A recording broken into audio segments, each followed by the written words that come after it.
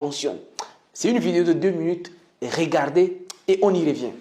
Vous allez avoir besoin d'un port pour que les pétroliers puissent aborder, vous allez avoir besoin d'un pipeline pour aller des puits de pétrole au port, vous allez avoir besoin de soldats pour protéger le pipeline des terroristes, donc on amènera aussi quelques soldats, et vous allez avoir besoin de beaucoup d'argent pour financer tout ça.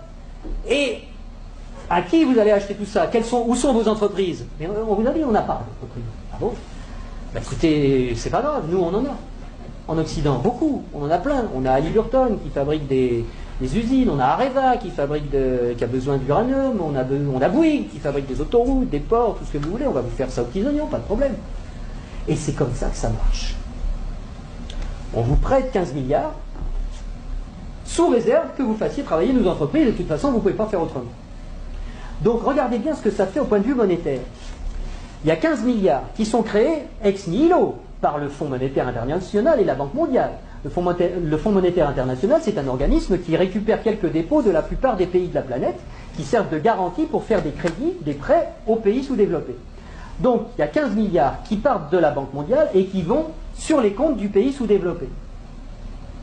Et aussitôt ces 15 milliards-là qui sont dans le pays pauvre, ils retournent dans le pays riche pour aller payer des entreprises occidentales qui vont dans le pays pauvre faire du boulot, construire des trucs. Du point de vue du pays riche, quand vous allez vendre des produits et des services dans un pays pauvre à l'étranger, pour vous, c'est quoi? C'est des exportations ou des importations? Des exportations. Voilà. Je vais aller exporter une usine, Areva, moi français. J'exporte une usine, j'exporte du travail, j'exporte des chars, j'exporte des fusils, j'exporte des outils, de l'outillage. Donc, ce qui est génial, c'est que les 15 milliards qui sont partis des pays occidentaux, qui sont allés dans le pays pauvre, il y a des services qui sont exportés par les pays occidentaux envers les pays pauvres, et l'argent, qu'est-ce qu'il fait? Il revient dans les pays riches, les 15 milliards, ils reviennent. Et donc on a été leur construire des trucs qui vont nous permettre d'exploiter leurs richesses. On a eu de la monnaie en plus qu'on a créée nous-mêmes en la faisant passer par les pays pauvres, mais qui revient chez nous net d'intérêts. Et qui paye la dette, qui paye les intérêts, c'est le pays pauvre. Et ils ont deux solutions. Soit ils empruntent à nouveau le montant des intérêts pour pouvoir nous les rembourser, ce qui double leur dette. C'est pour ça que des fois vous entendez des présidents de pays sous-développés qui disent « Mais c'est pas possible, on l'a déjà payé 15 fois la dette, comment ça se fait qu'il faut qu'on paye encore ?» C'est parce qu'ils ne peuvent pas la créer.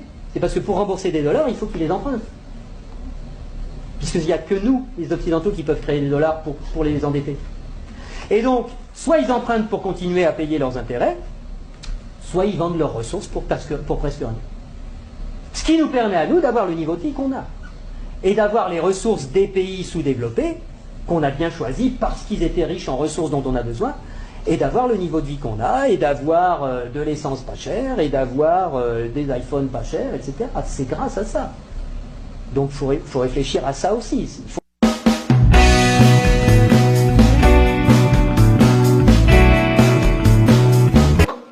Il faut réfléchir à ça aussi. Voilà. Vous voulez qu'on vous explique encore quoi? Qu'est-ce qu'il vous... Ah non. Rien à dire. Rien à dire. Vous avez tout compris. Nous avons tous compris.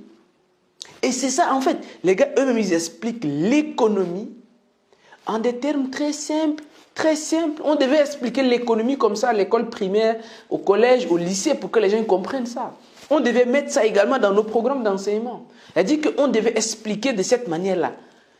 Une matière, économie, une seule matière, au lycée ou bien au collège comme ça, économie, et puis on explique économie. Vous voyez maintenant que des personnes qui vont faire master en économie, et ils disent que non...